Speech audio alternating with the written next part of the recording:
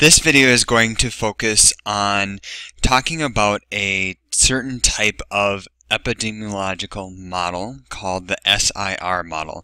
So just as an introduction, epidemiology is a study of people and diseases affecting them. And it takes on a particular focus of looking at how diseases move through populations. Okay, so definitions from Wikipedia are here. You can see how it's broken down as a word.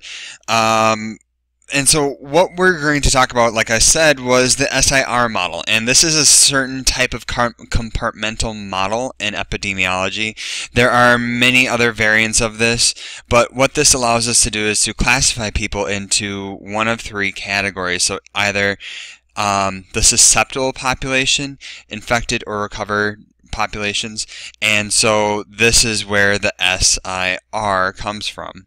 So the susceptible population, they're able to get to the disease, so they're able to contract it and they can fall ill with it, but they have not yet fallen ill with the disease.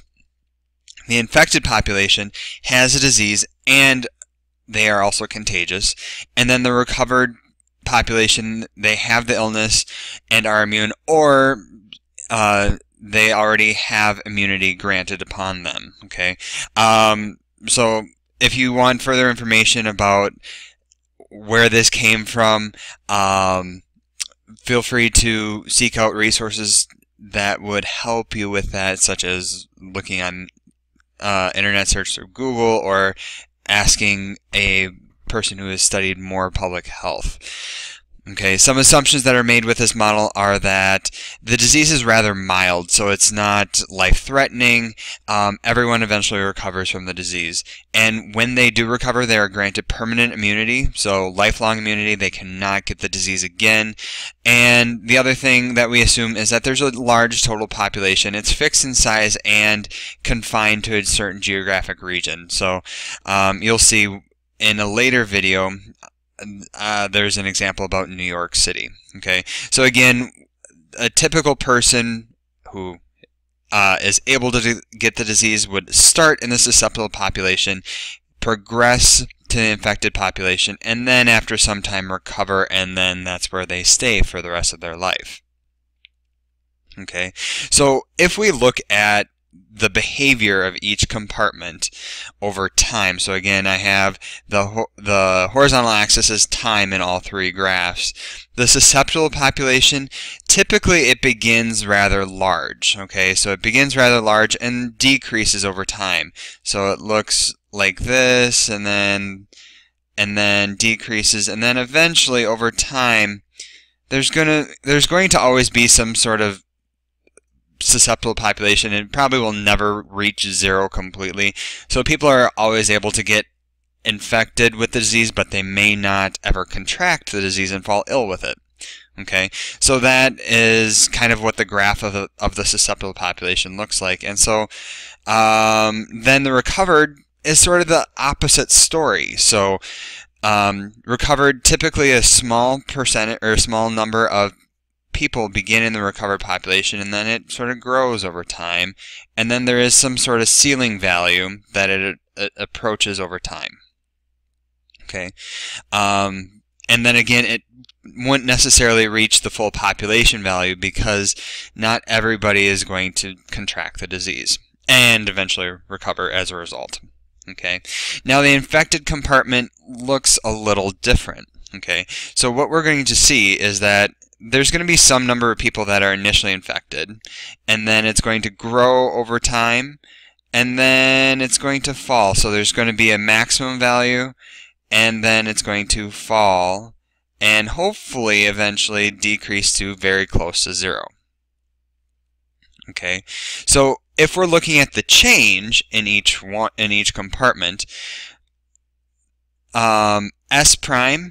So S prime again denotes the change in the susceptible compartment. So if we look at the change over time here, it is decreasing. So as a value, S prime should always be less than 0.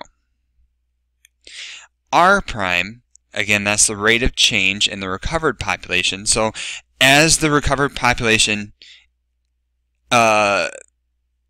the change in the recovered population over time, it should always be positive.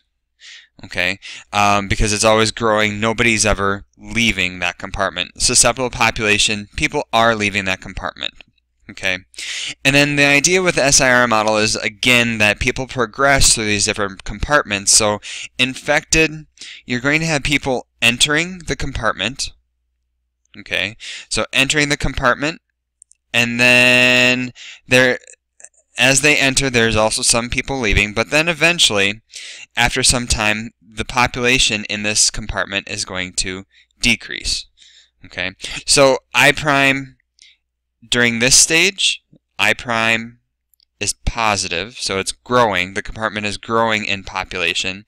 And then during this stage, I prime is negative, so it's decreasing with time. Okay, and then the question that I have here is, are the compartments changing at constant rates or not? So a constant rate is analogous to a linear model. So over time, are we seeing some sort of straight line graphically from all this stuff? And the answer is no. So these are going to, so this is the rates are not constant. Okay, and then what this is analogous to is meaning that there's going to be some sort of nonlinear model for each compartment. Okay, and in later videos you will see just that.